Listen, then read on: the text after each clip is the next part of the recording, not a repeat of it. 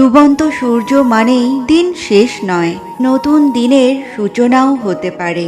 আপনার পরিস্থিতির কারণে আপনার স্বপ্ন পরিবর্তন করা উচিত নয়, বরং আপনার স্বপ্ন অনুযায়ী আপনার পরিস্থিতি পরিবর্তন করা উচিত।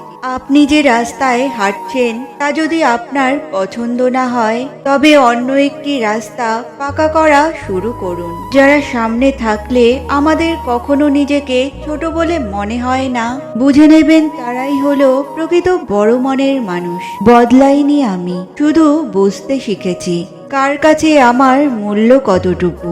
ভালোবাসা শুধু অনুভূতি নয়, এটা একে অপরের পাশে থাকার একটি অবিচ্ছেদ্য দূত। কেউ আপনার প্রাপ্য সম্মানটুকুও না দিলে রাগ করবেন না।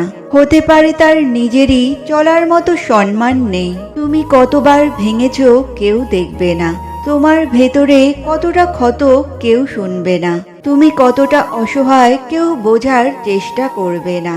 কারণ এখন তুমি ব্যর্থ, শুধুই একটা গল্প। আর ব্যর্থতার গল্প কতটা হৃদয় বিদারক তা ম্যাটার করে না, ম্যাটার করে ভাঙচুর শেষে তুমি কতটা শক্ত হয়েছ। দেয়ালে পিঠ থেকে গেলেও ঘুরে দাঁড়ানোর গল্প, পড়ে যাওয়ার পর উঠে দাঁড়ানোর গল্প, আর কতটা পথ পেরোলে কতটা সফল হলে।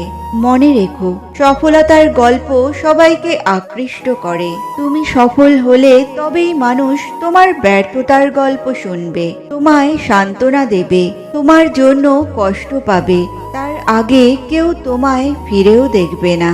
অপেক্ষা হচ্ছে ধৈর্যের বহিঃপ্রকাশ। দীর্ঘ অপেক্ষার পর যা পাওয়া যায় তার মূল্য অনেক। তবে দীর্ঘ অপেক্ষার পরেও যদি প্রাপ্তির খাতা শূন্য থাকে, তার যন্ত্রণাও খুবই ভয়ানক।